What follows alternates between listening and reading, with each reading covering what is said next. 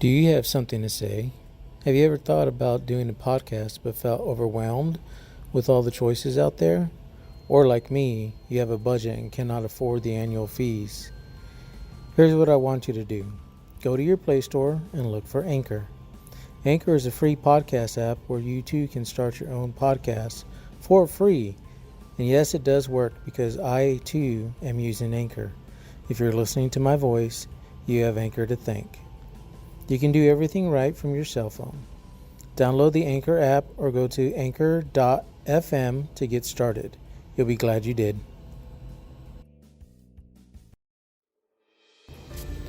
I hope you're enjoying the show. If you would like to be a guest on the show and share your story, please email me at lostinside.info@gmail.com and put guest requests in the subject line. That's lostinside.info@gmail.com and put guest requests in the subject line. I'll talk to you soon.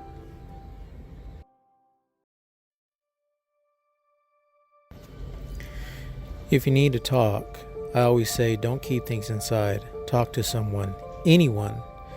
If you cannot find someone near you, I'm always willing to listen.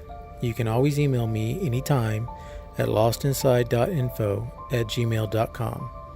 Let's talk about it.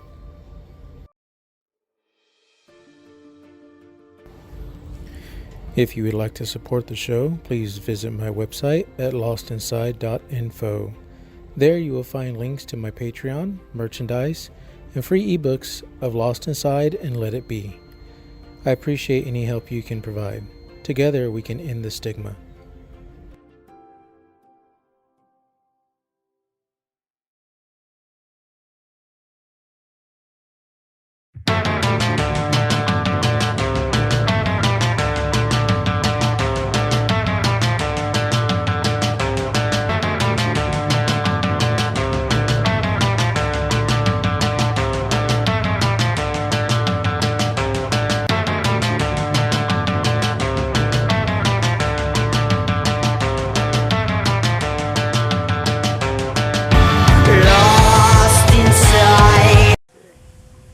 Hi, I'm Max Power, your host, and you're listening to another episode of Lost Inside, the podcast.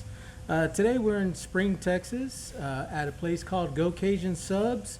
So forgive us if you hear us eating. We're going to be sitting down at a table having a discussion and eating a good meal.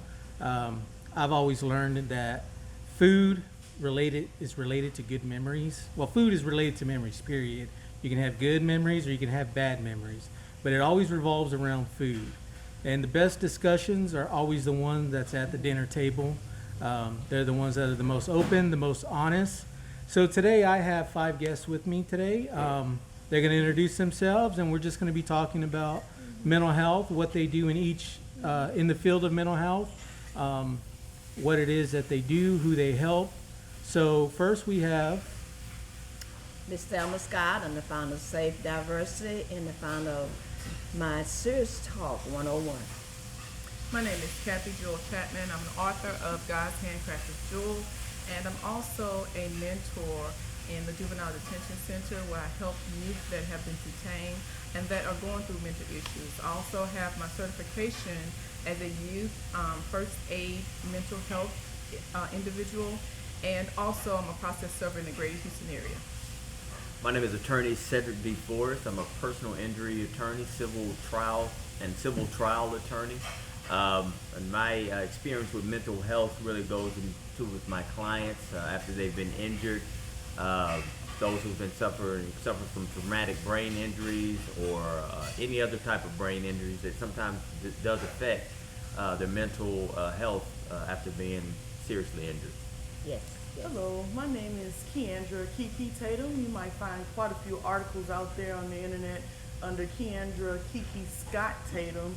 I'm a freelance multi-contributor as well as a personal and company platformer where I do marketing for various individuals. I love what I do, and mental health, I see it a lot, even just from day to day, even just with me writing stories and taking interviews, and I'm just happy to be here.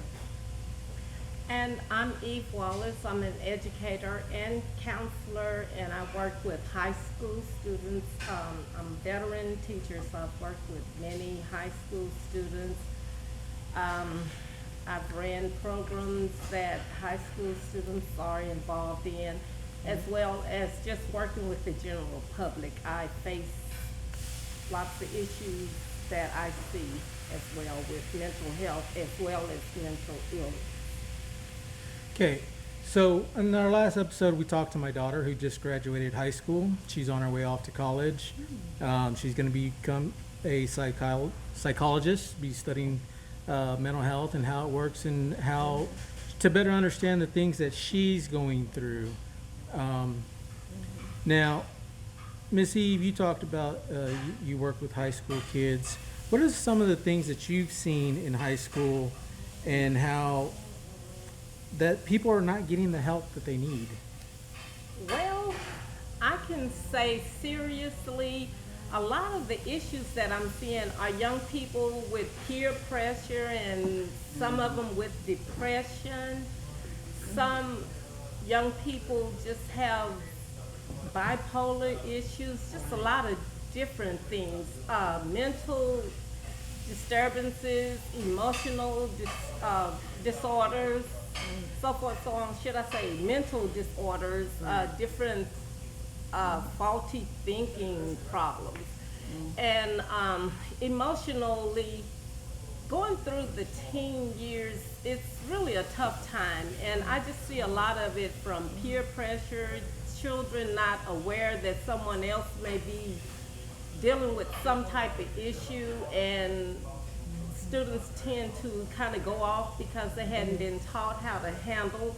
Then on the other hand, we have some that do cope pretty well with some of those issues, and just not having enough people around, adults that they trust and are willing to help them work through their issues is a big problem as well. Hey, I'll jump on in because we know this is a dinner table discussion. So Well, I just wanted to say is our program, our Safe Diversity program, we have to build a relationship with that entire family before we can know more about the family. We provide the kids a scholarship, but we have 11 workshops out of a year.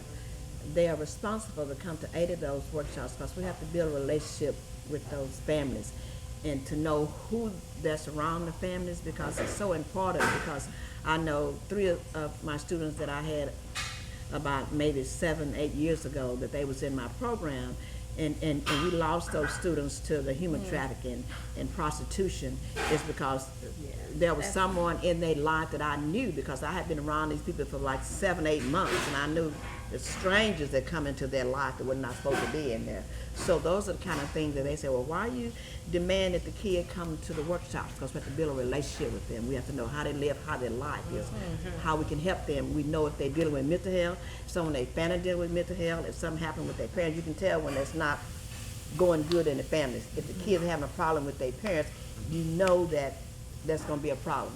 So it's very important to be able to watch our students and follow them throughout their college career, to know what their youth is going through. And I'm pretty good at knowing when they're dealing with hidden mental health. So that's very important.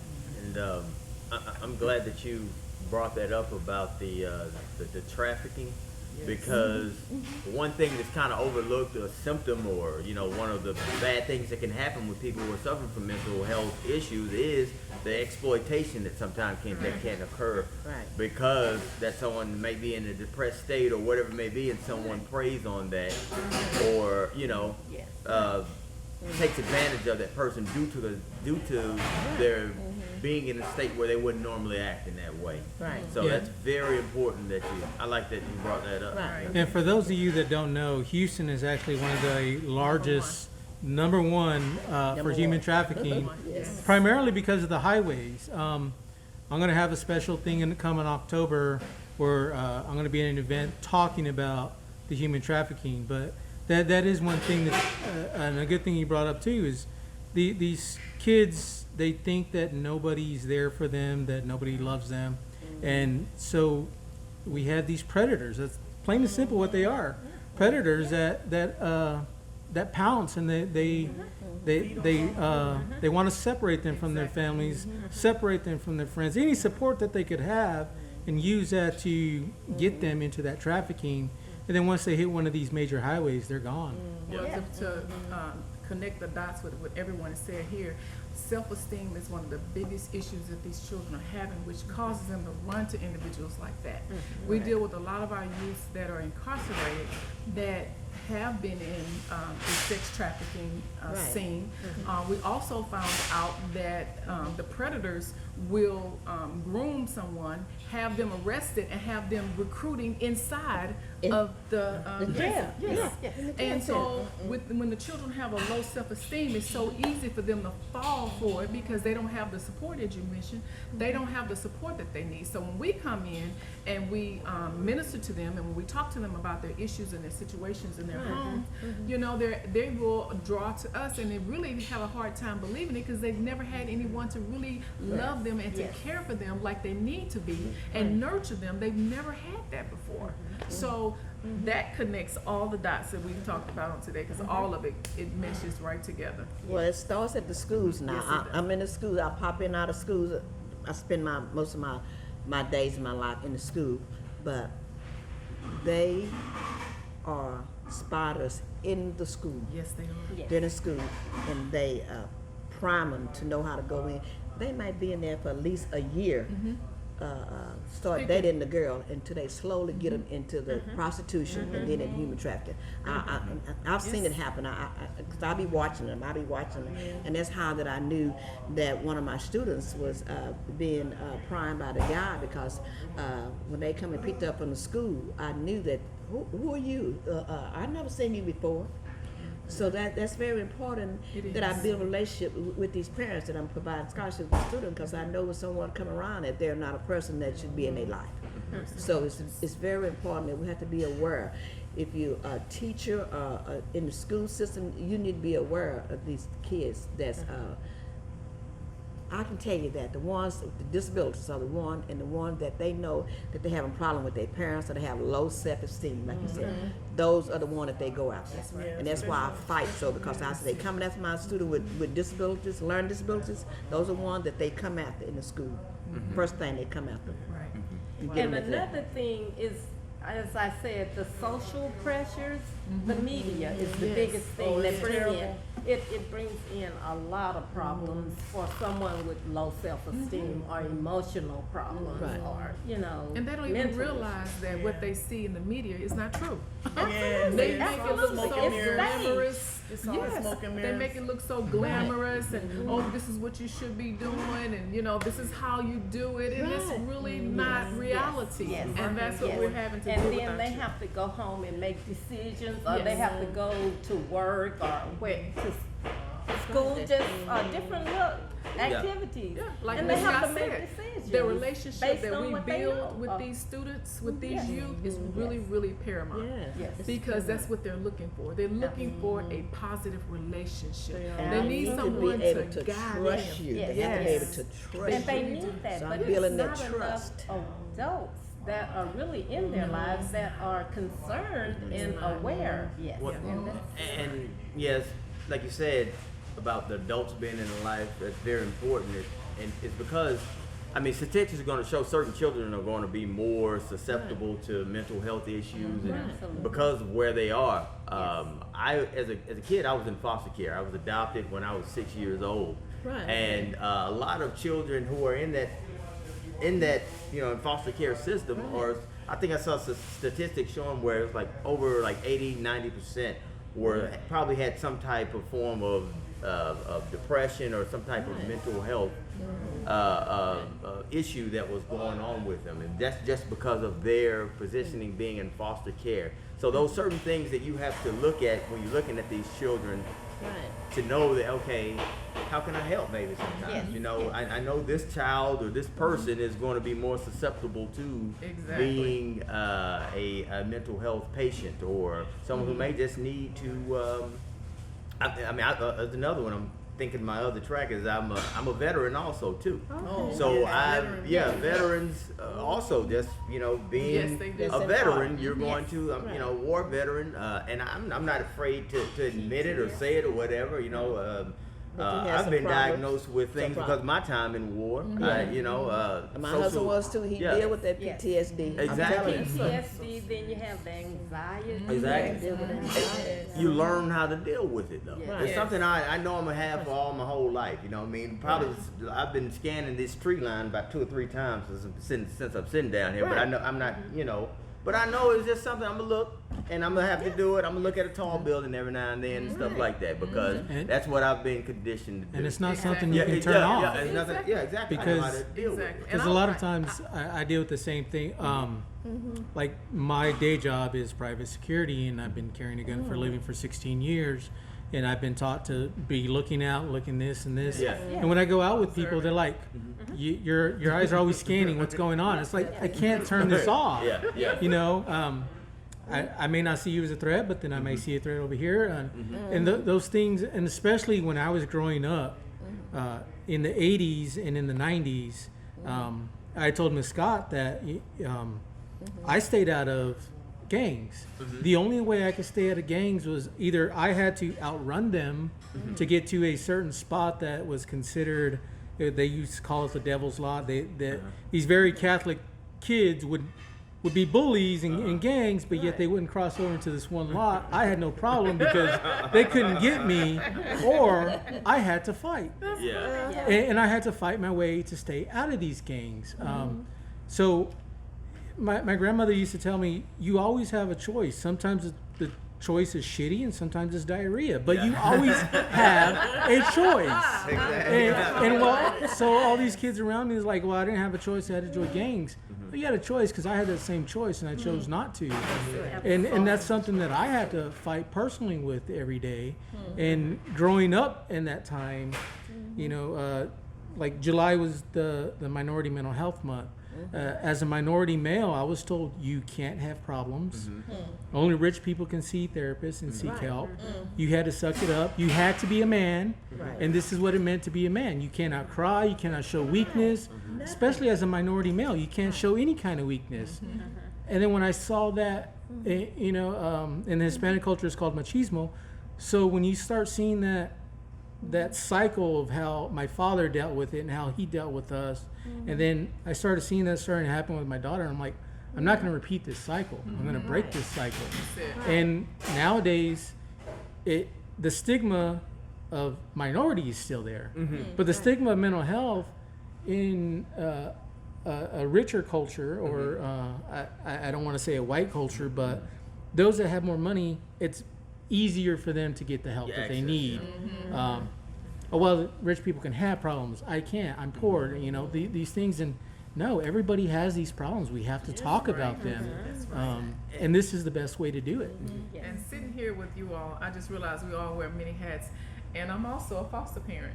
And so bless I you. see Yeah. the mental health that these children go through Right. coming out of the homes that they've been in, or the Right. trauma that they've experienced. I remember having a baby that came into her home, and she had third and fourth degree burns on her body from a mistake in another foster home. So you also have foster parents that really don't care for the children. They have no inkling of idea how to nurture their lives. They're just there just for the income and not to pour into the children. So in my home, it's full circle. We're gonna meet it spiritually, financially, mentally, physically. Yeah, that's all needed. That's all Yes. needed for every child. Too bad Exactly. every child can't get it. Exactly. It's needed for every person. Let me put it like that. No matter your age, that's we right. all need some type of support system, no matter how big or small it is. Because some people are suffering in silence. And some people are suffering and don't even know they're suffering. They don't know what causes their behavior that they're doing right now. But having that access to the professionals who can say, hey, you know what, the reason why you're doing like this, the reason why you're thinking like this may be because of some underlying problem. Yes. I know after when I had my child a year, well now 2 years ago in Atlanta, which is also, you mentioned earlier that Houston is top. Also, Atlanta is known as well for a lot of heavy trafficking. I knew a lot of advocates that hid some of these girls, and then with me being a volunteer surrogate parent for a certain school district in the city, you see a lot of it. I mean, they might be out in the car waiting for them when they come out of school, or you might be at a meeting and they're not there and you're wondering where they're at. I'm here battling for your education and you're not here. But just to mention that,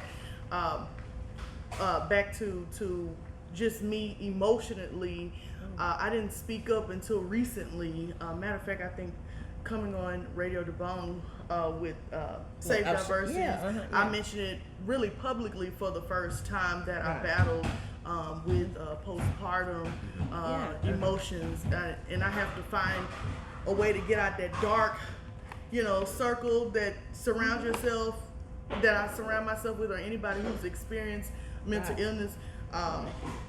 To that level, it's like a dark cloud that you can't, and it's like winding you. You can't get out of it, but you have to wear this face in front of everybody else, like everything's okay. And especially in the line of business that I'm in, I'm platforming for several, different entities and individuals. I can't always show that, and then I'm writing. I can't just say that today I'm not gonna write. No, this is my livelihood. I have to write.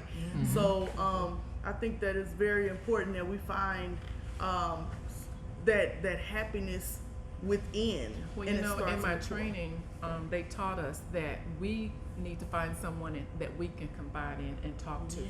Because as the attorney mentioned, we all have some form of mental issue going on, and we mask it. I remember in my childbearing days, I thought I was going crazy. I didn't know what was wrong with me. I didn't know what postpartum was. Exactly, yeah. I didn't know what that was, but I thought I was sitting home because I was a homemaker. I was at home. I thought I was going crazy. I thought something was wrong with me. It was never addressed through prayer and reading the Word of God. And that's what brought me out of it. But I didn't know what that was until years later, and I started hearing other people talk about it. I'm like, well, that was what was going on with me. And that's a good point that both of you brought that up, is because postpartum is something that's really came to the forefront in like the last 5 or so years. It's been there. We know it didn't just come from nowhere, right? It's been there the whole time, but it's just because people are doing what we're doing right now and making it an issue and talking about it. People can start connecting dots and say, you know what? A lot of percentage of pregnant women after they have a baby are doing this, A, B. It must be something to it. And that's something we need to be able to address and fix. And we have before to. You remember the young lady that let me drowned her read babies? this for you guys, because all that's so important, but people nowadays, they don't realize. But as me, a person that deal with manic depression, bipolar depression, you can have anxiety, but it still sound confident. But it doesn't matter. It doesn't mean that you're not depressed. Okay. You can still be depressed. You can still smile, make jokes, and carry out your daily activity. But it doesn't mean that you're not depressed. Exactly. Okay, It doesn't mean that you don't have anxiety. Or Okay. you're not suicidal. that's true. Exactly. That's true. On the other hand, as I've said before, there are different levels too. You could be sad, but that doesn't mean you're totally depressed or you need medicine or you need therapy. You can be sad to a point of just kind of withdrawing and just like having to reset.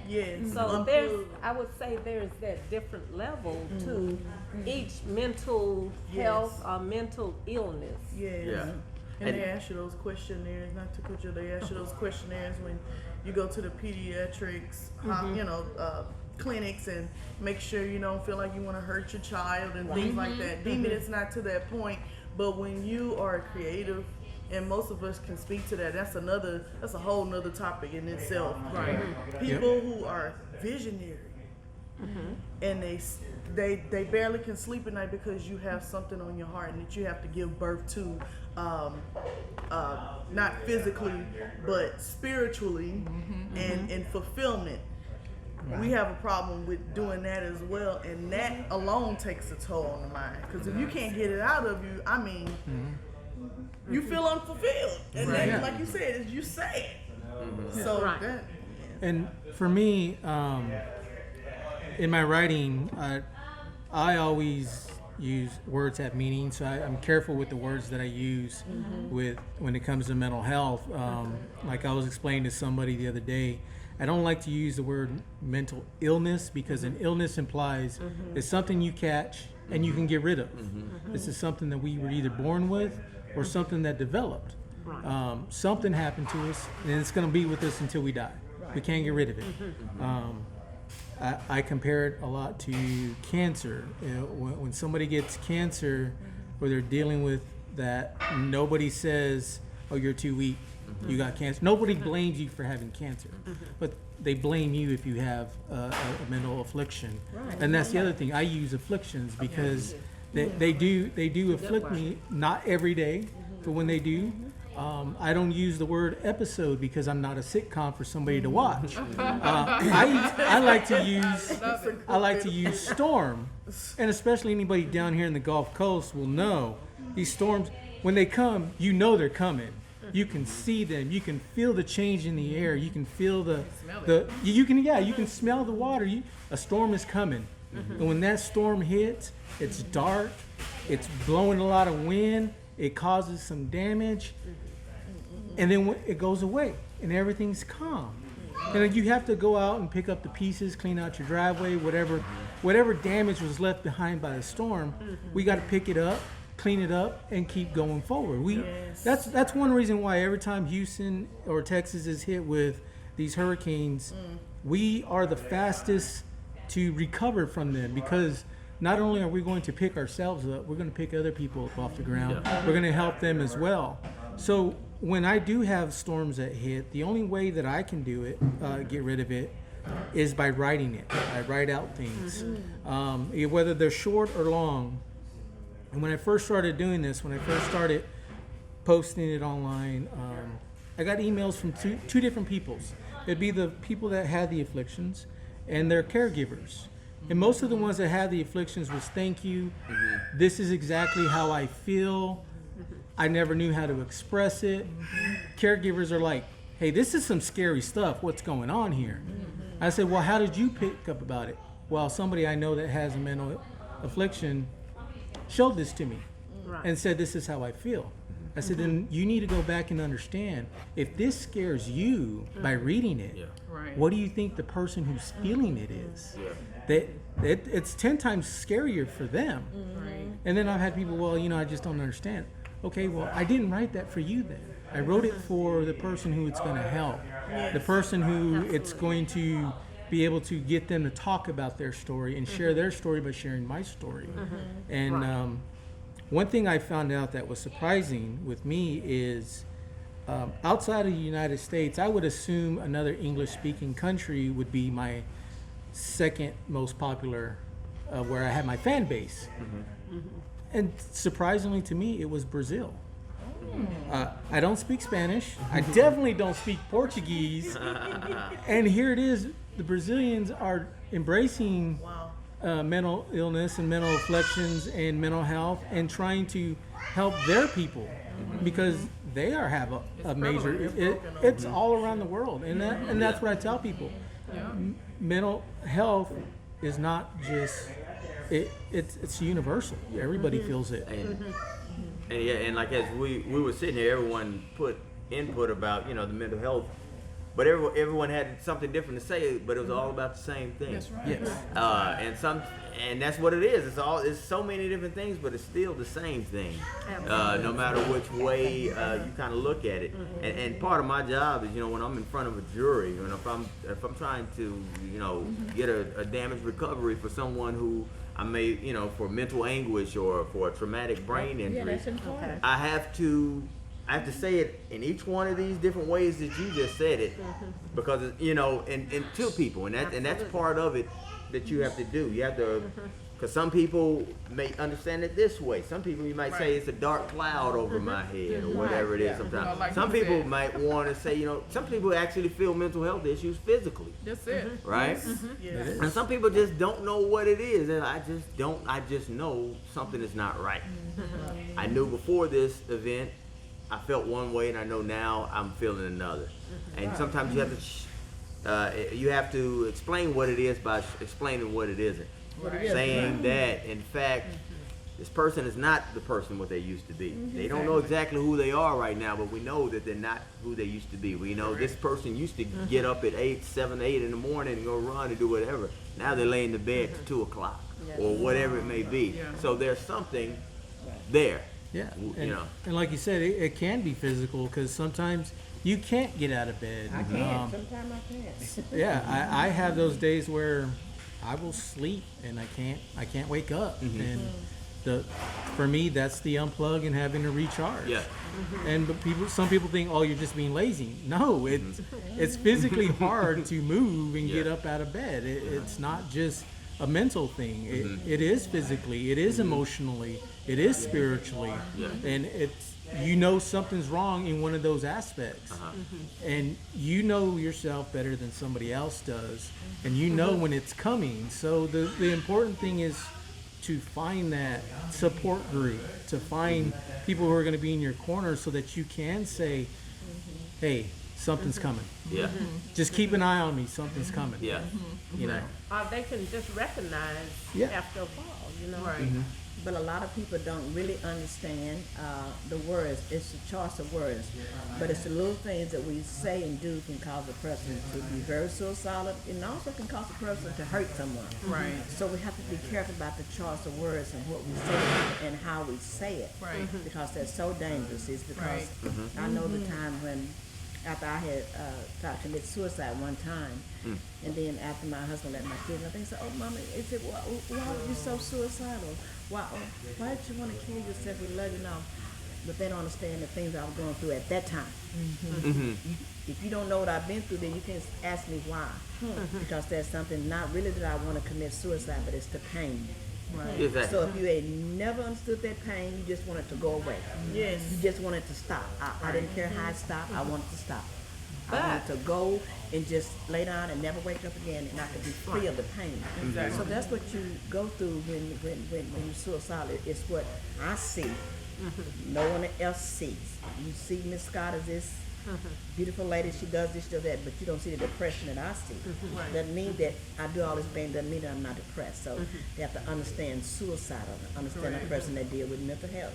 I deal with mental health, but I am able to handle mental health because I take my medication.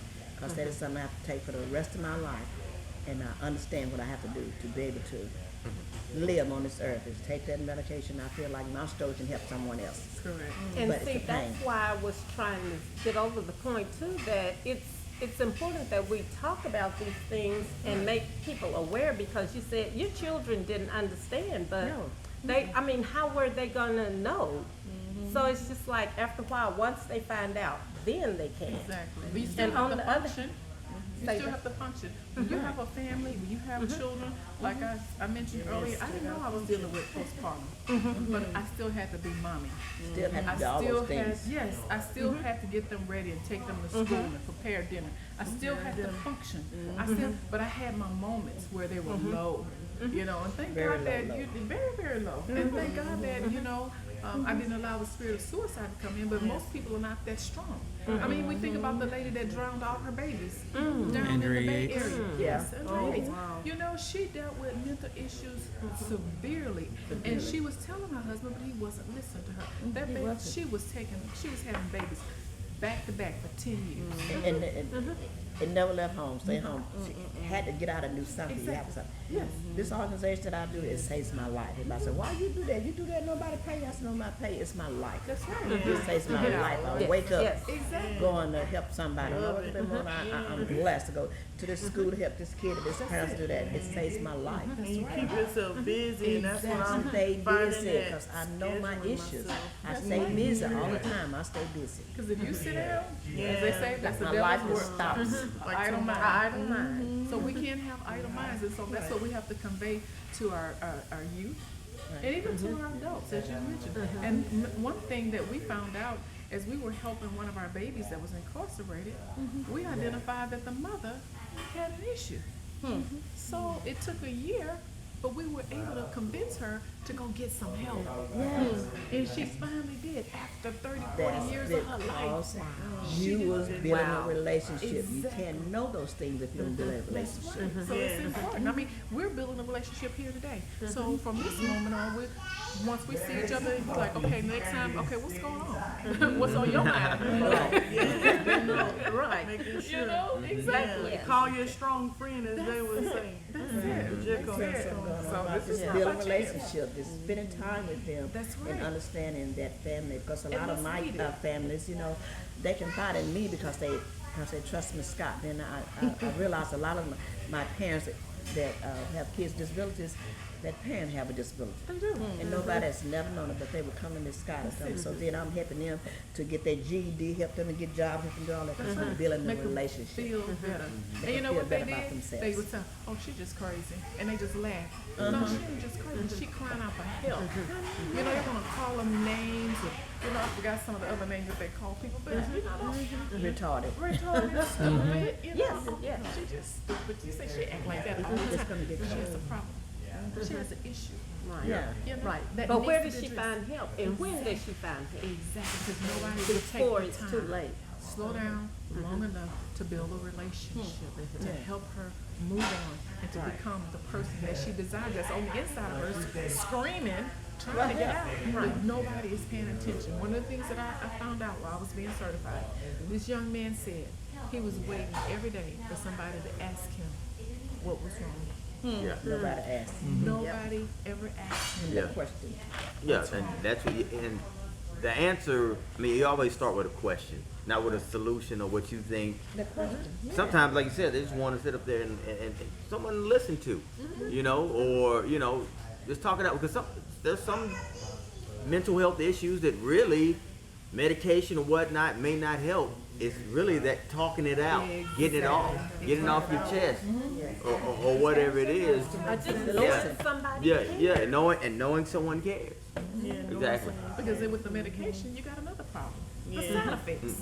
Right. So medicine is not always the answer, you know. But there are like Miss Scott, she knows that she has to take her medication. But some people cannot take medication because it's going to have a different side effect. Exactly. That's actually something that I'm an adamant when people, why don't you take medication?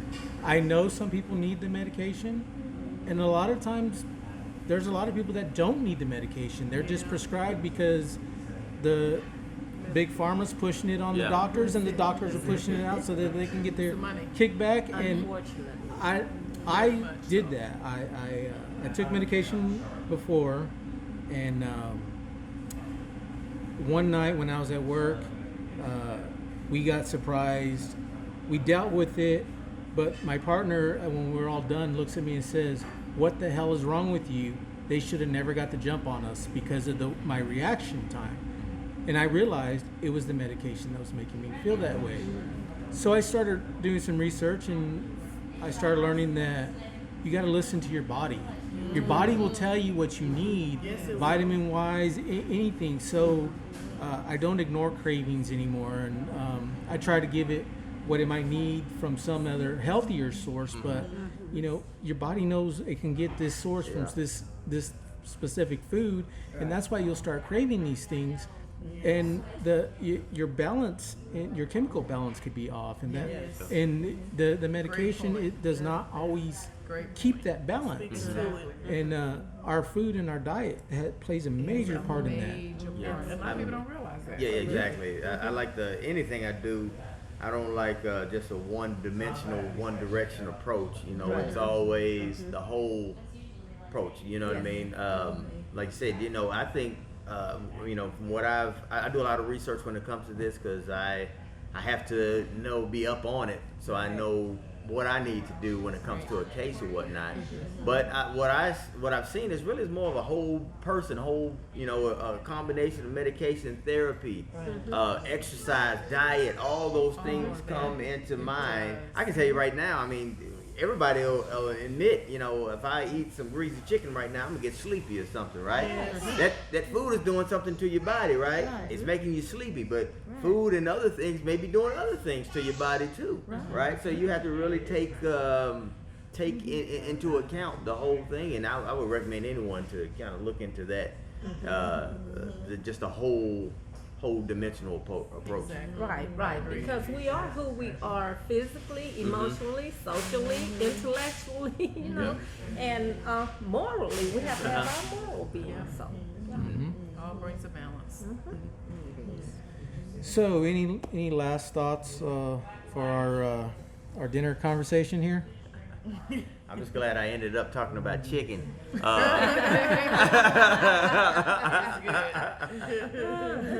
No, and that was. I think everyone here made some great points, and I like to hear just everyone's views about this very important, very affecting the 100% of the population, either directly or indirectly, subject. So, thank you for having me on. Likewise, thank you so very And much. there are things that can be done to recognize mental declines or when people's behaviors changing or their thinking patterns. There are things that could be done, such as building relationships, true, genuine relationships with people, paying attention, talking, helping, you know, just wanting to be there to help people, developing interest in people, and just watching for those patterns. Yes. One thing I definitely have learned from writing and freelancing and interviewing, from celebrities just to a person who just got a pitch, got some funding, and opened up their first business. Everybody relates differently. Correct. And it's very important you can't be too rehearsed all the time anyway. Right. And all questions are not meant to be asked. Right. Sometimes they'll tell you. So we just have to pay attention One to thing one that I another. found out going into the prison systems with our babies, they're like a dog. They can sniff you out. In a minute. They can tell Energy. whether you are genuine Yes. They know. or you're not. Yes. And they know immediately. And they make it known. They'll tell you to your face. Absolutely. Oh yeah. So, my last words is that, we need more people like us. Absolutely. In our society today, because nowadays people, it's like what's the old song? It's a dog dog world. Yes, it is. It's It truly is a so dog bad. dog world, and Really. everybody's out for themselves. They're not really Yes. concerned about the person. else. No one else. I mean, Yes. yesterday I was going to the grocery store, saw a lady that was handicapped. She's trying to struggle with bags. I just took that moment out of my day, picked her up, and drove her home because she was struggling. But do you wonder how many people passed her up before you saw her? Right? Well, she said it. She was so funny. She started crying. Wow. I'm sure. Wow. Took out their time. People in their own worlds not paying attention. I could have went to the store and said, I'll see she out there when I come back. No, I said, no, I'm going to pick her up and drive her home. Because she was restricted on one side of her body, walking with a cane and trying to tug Carry with her her. bags. Wow. So, yeah. Well, I just say to everyone is when you wake up in the morning, call somebody and tell them you love them or give them a hug because it's so important. Because you never know when someone is going through something like that. It says, tell somebody you love them or hug. You don't know how a hug can save a life. Amen. It's so important that we be careful about the words that we choose during the day and how we speak to people. That means a lot because you never know what a person's going through. You never know. Never. Yeah. You never know what a person's going through. All right. Thank you, everybody. Appreciate it. Thank you. Thank you. Thank you. Thank you. Thank you. Thank you. Thank you.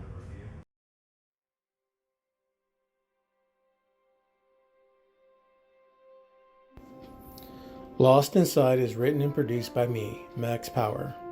The music used in the show is from the song How Do You Do by Palais Royale, a band that has helped my daughter to deal with her mental health afflictions. I do not own the rights to any of the music used here. Thank you for listening, and until next time, to quote two wise dudes, be excellent to each other and party on.